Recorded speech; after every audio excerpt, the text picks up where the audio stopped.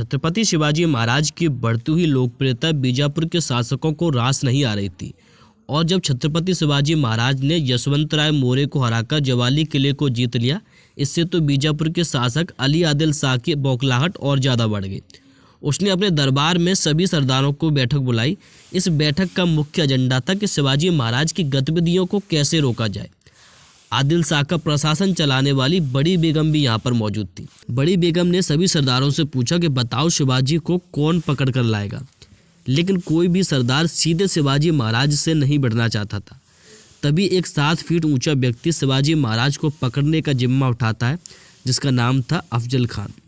दरअसल अफजल खान को बड़ी बेगम साहिबा का भरोसा प्राप्त था। जब 1656 में औरंगजेब के द्वारा बीजापुर पर आक्रमण किया गया था, तब अफजल खान की अगुवाई में ही औरंगजेब के हमलों को रोका गया।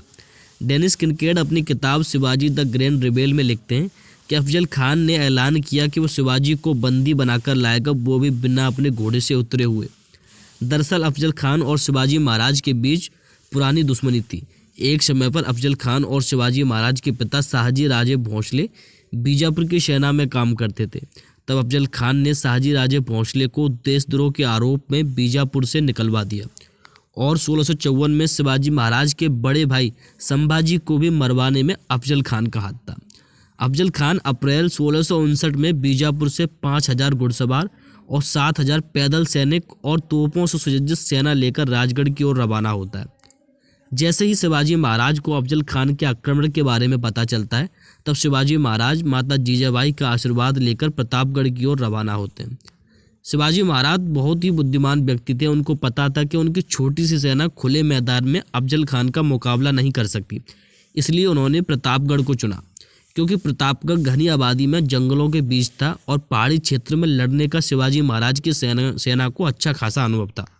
वहीं अफजल खान भी इस बात को अच्छे से जानता था कि शिवाजी महाराज को पहाड़ी क्षेत्र में हराना तो नामुमकिन है, इसलिए उसने शिवाजी महाराज को प्रतापगढ़ से नीचे बुलाने के लिए अलग अलग तरह की तरकीब निकालना शुरू की।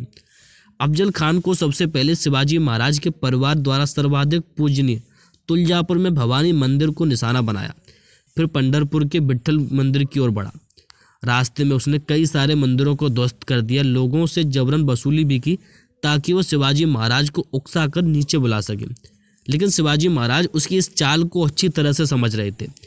जब अफजल खान की सारी तरकीबें नाकाम होने लगी, तो अफजल खान ने अपने दूत कृष्णाजी भास्कर कुलकर्णी के जरिए शिवाजी के लिए एक संदेशा भिजवाया, जिसमें लिखा था कि हमारी कोई दुश्मनी नहीं है, तुम्हारे पिता मेरे दोस्त रहे हैं, तुम मेरे बेटे जैसे हो, मैं तुम्हारा बुरा नहीं चाहता हूँ। मैं बादशाह आदिल शाह से कहकर तुम्हारे जीते हुए किलों को मान्यता दिलवा दूंगा। छत्रपति शिवाजी महाराज उसकी चाल को समझ गए और अफजल खान के पास अपने दूत पंताजी गोपीनाथ के हाथों एक संदेश भिजवाया, जिसमें लिखा था, आपने मेरे प्रति जो दयालुता दिखाई है उसके लिए मैं आपका आभारी हूँ। अगर आप अपने सैनिकों के साथ जवाली आएंगे तो मैं आपकी बातों को स्वीकार कर लूँगा और इससे मेरे मन में आपके प्रति जो शंका है वह भी दूर हो जाएगी। इस पत्र से शिवाजी महाराज ने अफजल खान को पहाड़ी क्षेत्र में बुलाने की कूटनीति काम कर गई। दोनों पक्षों में सहमति बनी कि 10 नवंबर 1659 को अफजल खान और शिवाजी महाराज की प्रतापगढ़ के प्रांगण में बैठक होगी, लेकिन दोनों ओर से कोई भी सेना और अस्त्र शस्त्र लेकर नहीं आएगा। शिवाजी महाराज अफजल खान से मिलने को तैयार हो गए, लेकिन उनके सलाहकारों ने उन्हें समझाया कि अफजल खान की चाल हो सकती है, क्योंकि अफजल खान इससे पहले भी कई राजाओं को इसी तरह धोखे से मार चुका है। लेकिन शिवाजी महाराज बैठक के लिए पहले ही हामी भर चुके थे। बाद में सहमति बनी कि शिवाजी महाराज जब अफजल खान से मिलने जाएंगे, तब एक सेना की टुकड़ी पास के जंगल में छिपी रहेगी और अगर कोई भी युद्ध की स्थिति बनती है तो इशारा पाकर हमला करेगी। 10 नवंबर 1659 को छत्रपति शिवाजी महाराज जीवा महला और संभाजी कावजी के साथ अफजल खान से मिलने जाते हैं। किसी भी धोखे की स्थिति से बचने के लिए उन्होंने पहले ही कपड़ों के अंदर ढाल पहनी हुई थी और एक हाथ में बिछुआ और एक हाथ में बागनक को इस तरह से पहना हुआ था वो किसी की सीधी नज़र नहीं पड़ सकती थी। अफजल खान वहां पर पहले से ही मौजूद था।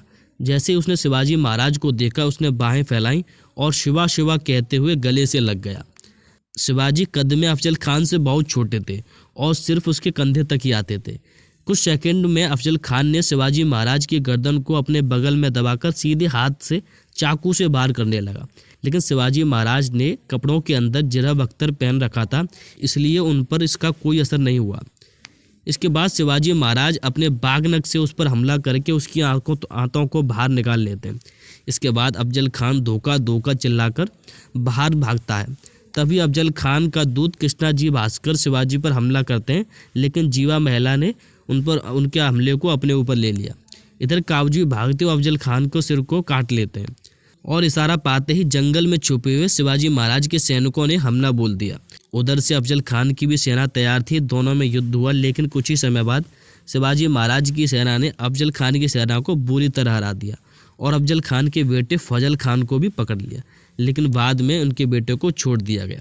जब शिवाजी महाराज अफजल खान का सिर काटकर राजमाता के पास ले गए, तब राजमाता जीजाबाई ने अफजल खान के शव को विधि अनुसार दफनवाने के लिए कहा और कहा कि अफजल खान के मरते ही हमारी दुश्मनी भी खत्म हो चुकी थी। जब यह संदेश बीजापुर में पहुंचा तो वहां शोक की लहर फैल गई।